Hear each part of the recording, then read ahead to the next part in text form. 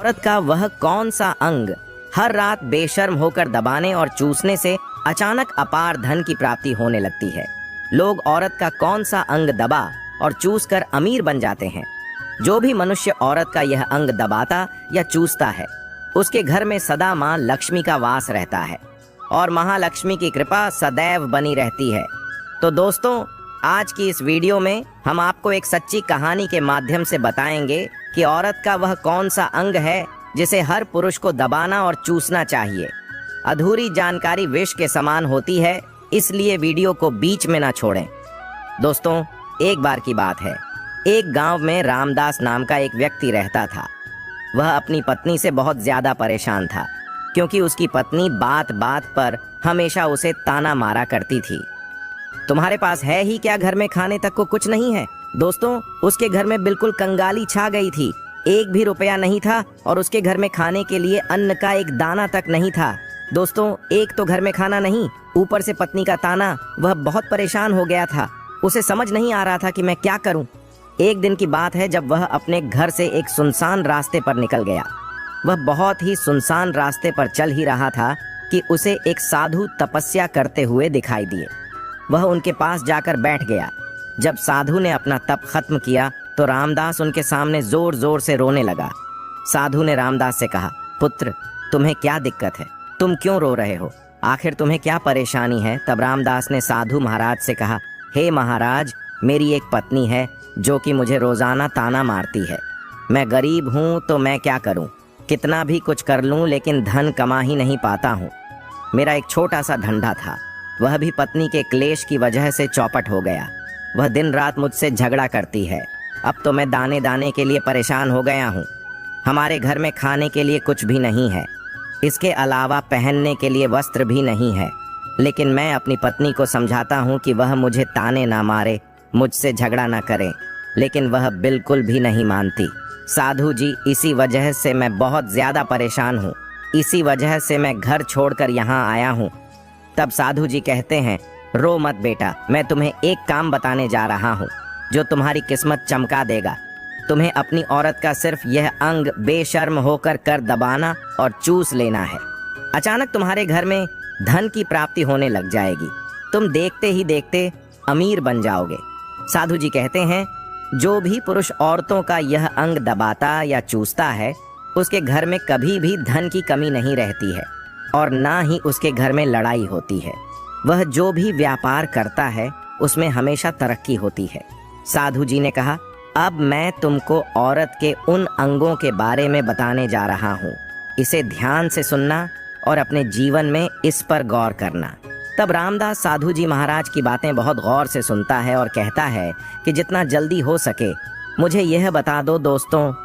तभी साधु जी महाराज उस आदमी को एक कहानी सुनाते हैं और बताते हैं कि एक नगर में एक किसान रहता था। उसके बहुत सारे खेत थे जिस पर वह दिन रात मेहनत करता था। उसके घर में किसान और उसकी पत्नी रहा करते थे। उस किसान और उसकी पत्नी में आपस में बहुत ज्यादा प्रेम था। उसके घर में किसी भी प्रकार की लड़ाई झगड़ा या क्लेश नहीं होता था। इसी वजह से उसके घर में सदैव महालक्ष्मी का वास रहता था और उसके खेतों में इतनी ज्यादा पैदावार होती थी कि वह दिन प्रतिदिन और अमीर होता जा रहा था। उस किसान और उसकी पत्नी में इतना प्रेम था कि आसपास के लोग उन्हें देखकर जल जाया करते थे। धीरे धीरे उसके पूरे गांव के लोग जान गए कि किसान और उसकी पत्नी में बहुत ज्यादा प्रेम है। धीरे धीरे यह बात उस नगर के राजा तक पहुंच गई। दोस्तों, किसान और उसकी पत्नी की बात जब राजा के पास पहुंचती है तो राजा भी उसके प्रेम की काफी ज्यादा तारीफ करते हैं। वह सभी से बताते हैं कि हमारे नगर में एक किसान और उसकी पत्नी रहते हैं जिनमें कभी भी लड़ाई झगड़े नहीं होते हैं। उन दोनों में आपस में इतना प्रेम है कि मैंने ऐसा अपनी जिंदगी में कभी भी नहीं देखा। एक बार की बात है, राजा पूरे नगर में ढिंढोरा पिटवा देता है कि इस नगर में जितने भी लोग हैं वह सभी अपने घर में घी का दिया जलाएंगे। राजा की पत्नी पूछती है कि आप ऐसा क्यों कर रहे हैं? सबके घर में घी का दिया क्यों जलवा रहे हैं? राजा अपनी पत्नी की बात सुनकर कहते हैं, दीपक प्रेम की निशानी होता है। जिसके घर में घी का दीपक जलता है उसके घर में सदैव प्रेम बना रहता है और मैं चाहता हूँ कि जो प्रेम किसान और उसकी पत्नी के घर में है वह हमारे पूरे नगर में रह रहे पति पत्नी के बीच हो। इसीलिए मैं हर घर में दीपक जलाना चाहता हूँ। दोस्तों, राजा के सैनिक जाते हैं और हर जगह नगर में डुग्गी पीट देते हैं और कहते हैं सभी के घर रात भर घी का दीपक जलना चाहिए। दोस्तों, राजा की बात मानकर सभी नगरवासी अपने घर में दीपक जला देते हैं, लेकिन जैसे ही आधी रात होती है सभी के घर के दीपक बुझ जाते हैं, लेकिन किसान के घर का दीपक वैसे ही जलता रहता है। दोस्तों, दीपक हमेशा किसान की पत्नी जलाती थी, लेकिन उसकी बात नहीं मानती थी। वह हमेशा अपनी मनमानी करती थी। उसका जो भी मन करता था वही काम करती थी, लेकिन किसान को इस बात से कोई भी दिक्कत नहीं होती थी, क्योंकि किसान बहुत समझदार था। किसान सोचता था यदि मैं अपनी पत्नी को रोक टोक करूंगा तो घर में बेवजह ही लड़ाई झगड़ा होंगे। कई चीजें किसान इस वजह से अनदेखा करता था कि उसके घर में प्रेम बना रहे राजा अपने महल को छोड़कर पूरे नगर का नजारा देख रहे थे। उन्होंने देखा कि सारे नगर में किसी के घर में दीपक नहीं जल रहा है, लेकिन किसान के घर में दीपक जल रहा है। तब राजा अपनी रानी से बोलता है कि देखो, किसान और उसकी पत्नी के घर में दीपक जगमगा रहा है, लेकिन पूरे नगर में कहीं भी दीपक नहीं जल रहा है। इसी से पता लगता है कि किसान और उसकी पत्नी में कितना प्रेम है। तब राजा की पत्नी राजा से बोलती है कि जो किसान और उसकी पत्नी में प्रेम है वह किसान की पत्नी की वजह से है, और इसी वजह से उसके घर में इतना ज्यादा प्रेम है।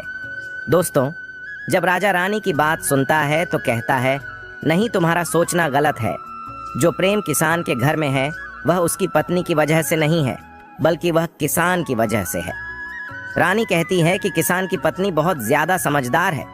आपका सोचना गलत है, और यही वजह है जो कि उनके घर में कभी भी लड़ाई झगड़ा नहीं होता है। राजा कहता है कि किसान समझदार है, और रानी कहती है कि किसान की पत्नी समझदार है। दोस्तों, इसी तरह कुछ देर चलता रहा। इसी बात को लेकर राजा और रानी के बीच काफी झगड़ा हो गया। इसके बाद रानी राजा की दाढ़ी उखाड़ ली और राजा ने रानी को उठाकर पटक दिया। इसके बाद राजा कहता है हम लोगों को झगड़ा करने की जरूरत नहीं है, क्यों ना हम किसान और उसकी पत्नी की परीक्षा ले लें। सारा दूध का दूध और पानी का पानी हो जाएगा। लड़ाई करने के बाद इस बात पर राजा और रानी दोनों सहमत हो गए और दोनों की परीक्षा लेने के लिए तैयार हो जाते हैं। तब राजा अपने महल में जाता है और एक पुरुष सैनिक को बुलाता है और पुरुष सैनिक से बोलता है कि तुम किसान के पास जाओ और जो जो प्रश्न मैं तुमसे बोल रहा हूँ वह तुम किसान को बोल देना। वह पुरुष सैनिक बोलता है ठीक है महाराज। वह सैनिक राजा की बात सुनकर किसान के पास जाता है। उस समय किसान की पत्नी खेतों में गई थी, लेकिन किसान की कुछ तबीयत ठीक नहीं थी, इस वजह से वह खेतों पर नहीं गया था। इस समय वह सैनिक किसान के घर पहुंच जाता है और किसान से कहता है मैं राज दरबार से आया हूं, राजा साहब ने मुझे भेजा है। दोस्तों, किसान कहता है बताइए मैं आपकी क्या सेवा कर सकता हूं। आप बैठ जाइए, मैं आपके लिए पानी लेकर आता हूं।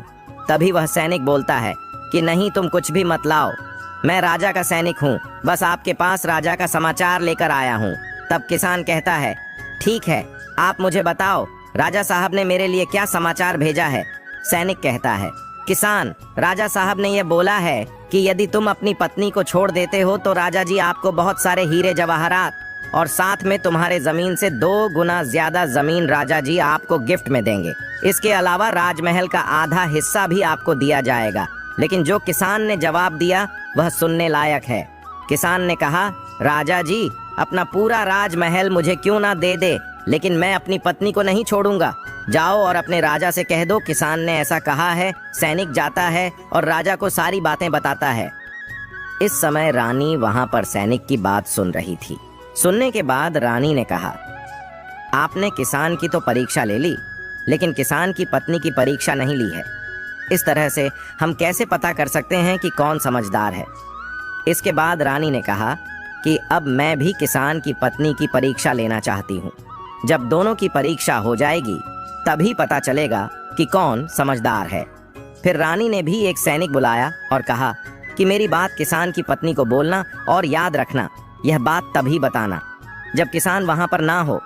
सैनिक ने पूछा कि रानी क्या बात बतानी है, वह तो बताओ। तो रानी ने सैनिक को सारी बात बता दी। सैनिक किसान के घर जाता है और उसके घर में आवाज लगाता है तो उसके घर से किसान की पत्नी निकल कर आती है और कहती है, बताओ क्या हुआ, क्यों ढिंढोरा पीट रहे हो? तो सैनिक ने कहा कि राजमहल से आया हूँ, मुझे रानी ने भेजा है। किसान की पत्नी ने कहा, बताओ किस लिए आए हो? तब सैनिक ने कहा, रानी ने बोला है, यदि तुम अपने पति किसान को मार देती हो तो आपको बहुत सारे हीरे जवाहरात रानी आपको देंगी और साथ में राजमहल का आधा हिस्सा भी आपको मिलेगा। इसके अलावा जितनी भी आपकी जमीन है वह तो आपकी रहेगी, लेकिन उसकी 2 गुना जमीन भी रानी आपको देगी।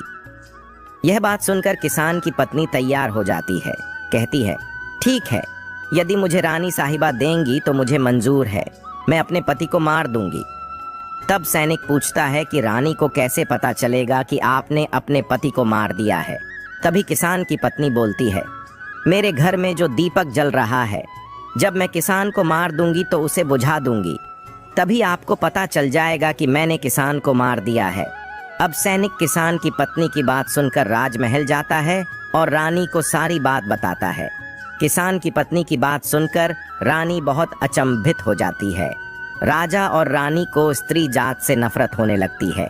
उसी समय राजा अपने नगर के सभी लोगों को बुलाता है और कहता है कि मैं चाहता हूँ कि मेरे और मेरी पत्नी की वजह से किसान की जान ना जाए।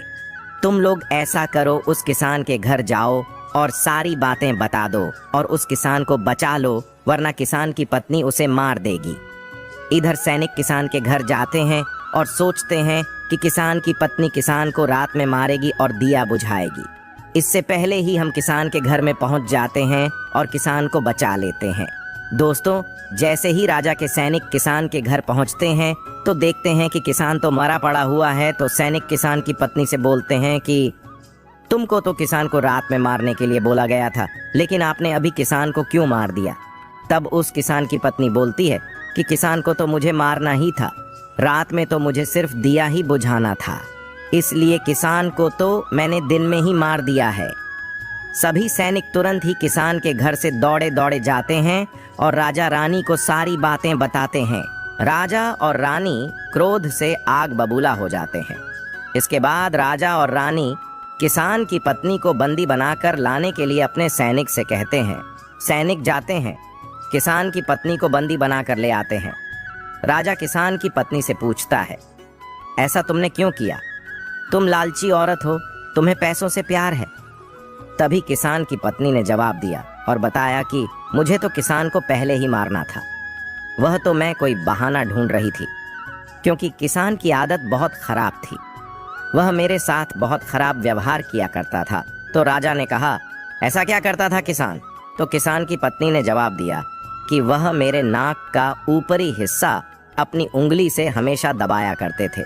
इसके अलावा किसान एक काम और मेरे साथ करता था, वह किसान मेरे कान का पिछला हिस्सा अक्सर अपनी जीभ से स्पर्श किया करता था।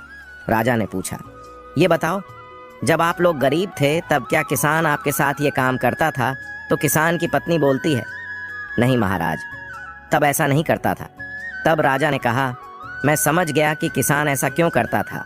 उसी समय साधु जी ने रामदास से पूछा, तुम्हें कुछ समझ में आया औरत का कौन सा अंग दबाने तथा चूसने से लोगों को अचानक धन की प्राप्ति होती है? तो रामदास ने कहा, नहीं साधु जी, मुझे अभी समझ में नहीं आया। तभी साधु जी कहते हैं, अगर अभी समझ नहीं आया तो मैं फिर से आपको बताता हूँ। किसान अपनी पत्नी के साथ जो पहला काम करता था वह है, उसके नाक के ऊपरी हिस्से को अपनी उंगली से दबाता था।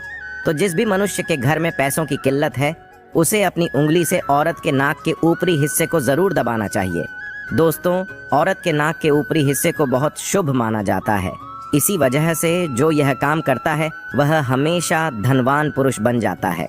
दूसरा काम है, जो भी पुरुष औरत के कान का पिछला हिस्सा अपने जीभ से स्पर्श करता है उसके किस्मत के द्वार खुल जाते हैं, उसे अचानक धन की प्राप्ति होती है। ऐसा इसीलिए होता है क्योंकि औरत के कान के पिछले हिस्से में माता लक्ष्मी का वास होता है। जब आप ऐसा करते हैं तो माता लक्ष्मी आपसे प्रसन्न हो जाती है और आपको अपार धन देती है। और आपने एक बात तो जरूर सुनी होगी, औरतें माता लक्ष्मी का रूप मानी जाती है, यही वजह है। इस संसार में जो भी मनुष्य यज्ञ पवित्र काम करता है उसका घर धन से भर जाता है, जो कि इस कहानी में किसान भी अपनी पत्नी के साथ करता था। लेकिन आप जब भी ऐसा काम करें तब आपको अपनी पत्नी को पूरी बात बता देनी चाहिए, अन्यथा आपके जीवन में ऐसा अनर्थ भी हो सकता है।